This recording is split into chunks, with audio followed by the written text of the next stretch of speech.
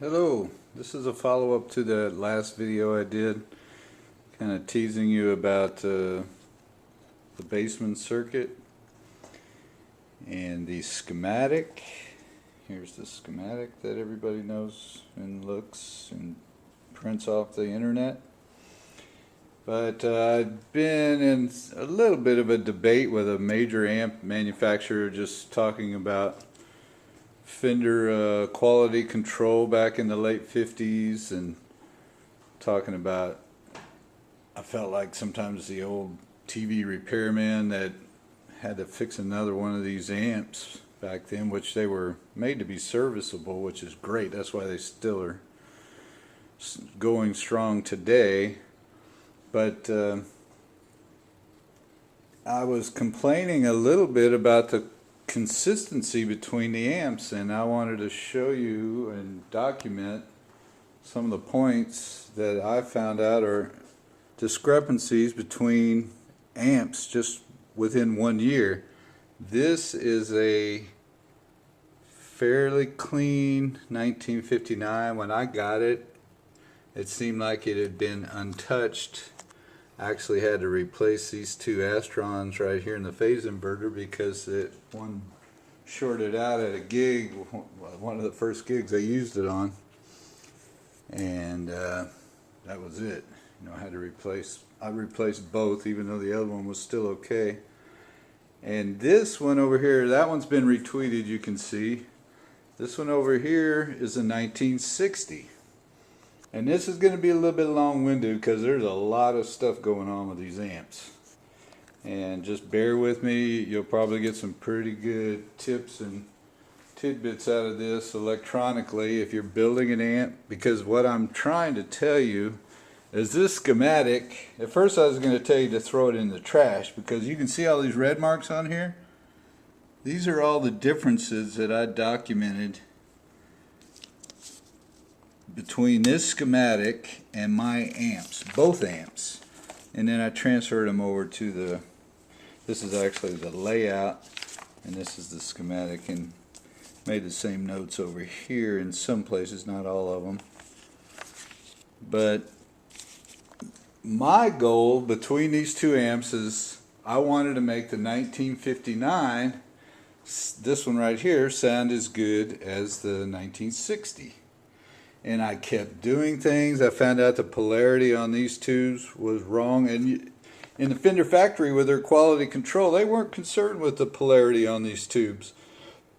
And so you had a 50-50 chance if you were going to get these wired correctly. This one just happened to be wired correctly, the 1960, and the amp always sounded great. This one, as soon as I switched these heater wires on these tubes, which is a 6.3 volt supply right here that comes from the pilot light and goes to heat the filaments, the part that glows in the tubes. That's 6.3 volts from here, and it heats these tubes up, and that's what makes them work. If you don't have that, that doesn't work. But if you reverse these, the polarity introduces hum into the tubes. If you get them correct, then it cancels hum and makes the tubes quieter and makes the whole amp sound better. So once I switched these, it was like getting a new amp. And the major amp builder that I'm talking about, I'm not going to mention any names, but he did an experiment after I told him that, because he'd never really heard that, and he switched some wires because he always does it correctly, and he said it did sound worse, so he was surprised. Either way, I wanted to make this amp, the 59, sound as good as this one, and it's almost there. This made an improvement, and I couldn't come up with anything else to fix except for the speakers. And you notice that this is a replacement right here. I'm going to put in the original, which has been reconed. I didn't really like the way it's been reconed. I didn't like the dust cover on it, but I'm going to put it in there because later on in one of my videos I'm going to show you how to put in this bias pot right here. That's a ceramic metal potentiometer, 50K, and I'm going to show you how to put that in here. All you do is take that resistor out and put a 22K resistor in series with that pot, and then you've got an adjustment. It's pretty simple. But okay, here we go. This is what I wanted to point out. When I was arguing that I wasn't real thrilled with their quality control, I started looking at these books I have. This is The Sound Heard Round the World, Fender. I've had this for a long time. It's a great book on Fender history. This is one of the keys to the quality control. Forrest White. He was hired, I don't know, in the mid-50s. I think 1954. He was the plant manager. And this is another good book. The Soul of Tone is about all their amps. But what I just wanted to read something to you real quick. Like I said, this is going to be long-winded. Just bear with me. The disorganized factory condition was quite obvious at the time, so that's the way it was. Leo needed someone to streamline his operation and fill the back orders, so he turned to White, a trained analyst and engineer. So White had worked for a Goodyear aircraft company, and so he knew. He worked on the P-38 fighter, so he knew how to organize a manufacturing plant. So he came in and tried to straighten it out, or he did, but it took a while. And that's my whole point, is once I started looking at these amps, I couldn't believe the inconsistencies. Let me go through a few of them right here just so that you can see what I'm talking about. Okay, these are the potentiometers: presence, middle, bass, treble, volume, bright, and volume normal. On the schematic shows 1 meg audio taper. 1 meg audio taper. Both of these amps have 1 meg linear taper, and that's what they should be. This shows 250K linear on the treble. Both amps have 250K linear. Now here's where it gets crazy.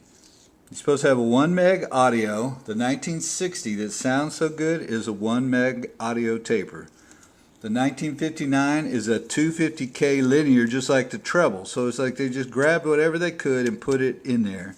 If they didn't have these, they just put something in there, so production wouldn't slow down. That's my opinion anyway.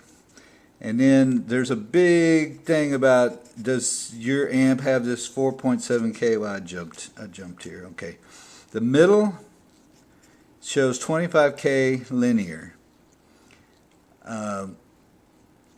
My 1960 actually has this 56K resistor right here from this lug to ground, which nobody had seen that, or not too many people have seen that.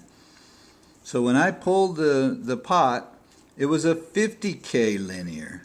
So this, my theory now is that they use these resistors in parallel with the pot to reduce it to the value it's supposed to be.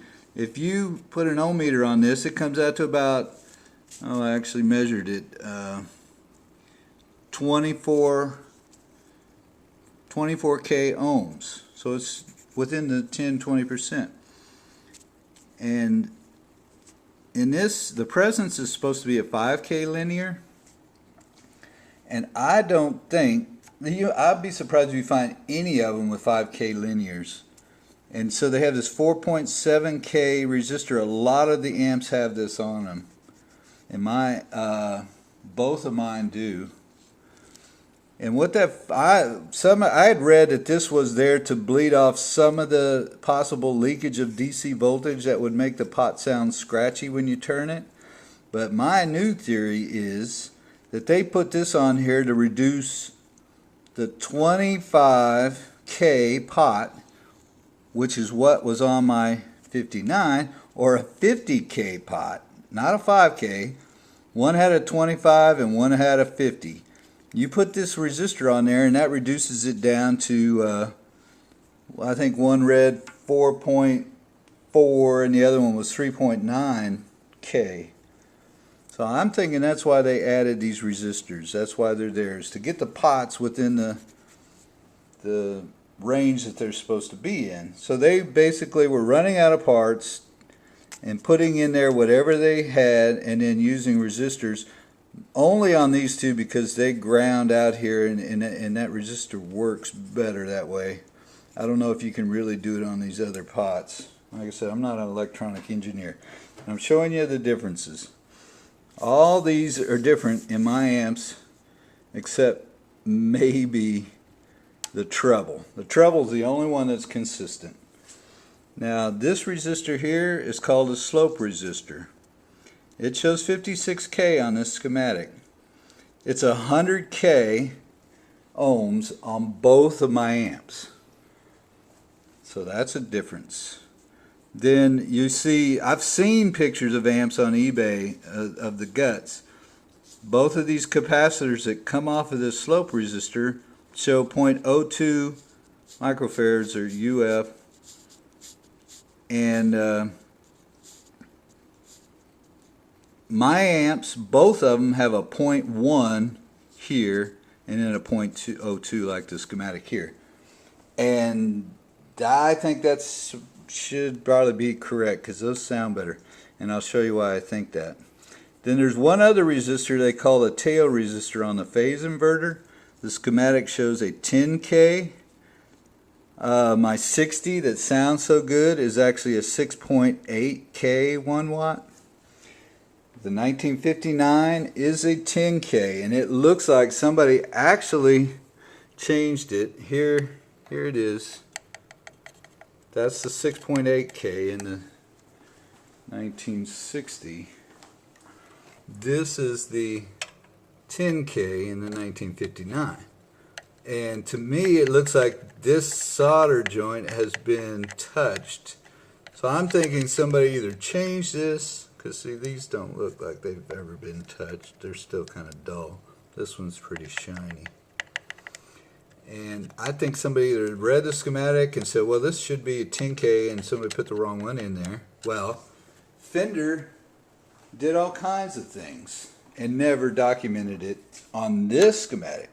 Now the reason I know, I have evidence now that this is good for reference, it's easy to read and everything, but I would not go by this one. I would go by the new reissue schematic. If you want to, you can go print this out and use it, because almost all the changes that are in my amps are on this schematic, and I'm pretty sure I read or saw a video where this schematic, I mean the 59 reissue, and you know, that's the holy grail of Fender amps, and I'll prove it in this book. Bass players blew up Bassman with single 15s, so it's when he first designed it with 4 10-inch speakers, which had never been done before. And Fender designed a new Bassman preamp with both guitarist and bassist in mind. So it wasn't just a bass amp. He expected players to share one amp on stage. So it had the brightness that you needed for a guitar. And so that was quickly concluded that Fender had designed his best amp yet, and it's the holy grail of Fender amps. Now some people might say it's the Twin, but you know, the Bassman's the one that started. It's what the trying to show you. This is the Fender assembly line for the amps back in the 50s. I mean, they were just little stalls there, and there's some pictures in here of the ladies. It was mostly ladies in there putting these things together. You have to look at the book, buy the book, it's worth it. But this schematic has all the changes. It also shows a 25K linear pot on the middle and a 25K on the presence, and it also has the 6.8K tail resistor on the phase inverter. It also has the 100K, pretty sure it has the 100K Yeah, the 100K slope resistor. So all the changes are in this schematic, so I recommend that you use this one. Now the other thing that they did, which is surprising, is they put the main filter caps in series, just like on a blackface, 200 microfarad by 350 volt, which gives you 50 microfarads by 700 volt rating. So they beefed up the filtering section too, and these are beefed up as per Gerald Weber. So here is what I'm going to do. I've got a few things that I'm going to change on this 59 that I know may have an effect. I've already got my 1 meg pot that's going to go in place of the 250K linear that's in here. I'm going to try that. I'm also going to change the the tail resistor from this 100K to 6.8K. You can see that resistor I was talking about on the presence. That's pretty standard, but some people say they don't have that on their amps. Now this one's unique. It's got the 4.7K here, but then it also has this 56K on here, and I speculate that's because this is a 50K pot, not a 25K pot, and it brings it down to around 25K. Now here's the formula that you want to use to figure that. It took me a while. Like I said, I have to search a lot of this stuff because I'm still learning a lot. But here's the formula. It's resistance 1 times resistance 2 divided by resistance 1 plus resistance 2. So if you want to figure out what this is going to end up as a value, you would take the 50K times 56K, or just 50 times 56, divided by 50 plus 56, which is what, 106? And then you'll get the end resistance of that potentiometer. So there you go. This is what I wanted to do, is document the changes, because this schematic is not correct, and this is what everybody uses a lot of times. Let's see if I notice any other differences. Like I said, one time when I first got the amp, I saw this 1 meg audio on the volumes, and I think I took the bass one off or something and put it over here just to see, and it sounded horrible. It's just the taper. I mean, it works, but you have to turn the thing up to about 7 or 8 just to get any volume out of it. With the linear, you turn it up to about 3 and it's cranking. So that's it. I know that I told you it'd be long-winded, but I think you should get some good information out of this, and I'm going to do a follow-up probably. I am going to change the speaker. I'm going to change those 2 parts. I thought I was going to put a resistor on this one like it is on my 60, but since this is a 25K pot for the middle, I'm going to leave it alone. But I do want to double check and make sure that changing this to a 6.8K phase inverter tail resistor isn't going to affect, or it's going to have the same effect as it does on the 1960. Just as far as current and flow, I don't know. It's going to take me a while to figure that out. Because, like I said, they're not very consistent between the 2 amps. So the end results may have been shooting for the same end result with these inconsistencies, and I don't see it. And the other thing I don't understand is why this one is red. This selenium rectifier, I think that's what they call it, I forgot. And this one's the usual green. I have yet to see another amp that has a red one. I'm not sure. So hopefully you get something out of that. Like I said, I would use this schematic This one's easier to look at and read. It's, you know, it's got a nice layout and everything. This one has a layout, but it's all, you know, PCB boards, and it just doesn't look very good. It doesn't really look realistic. So that's it. I'll talk to you guys later.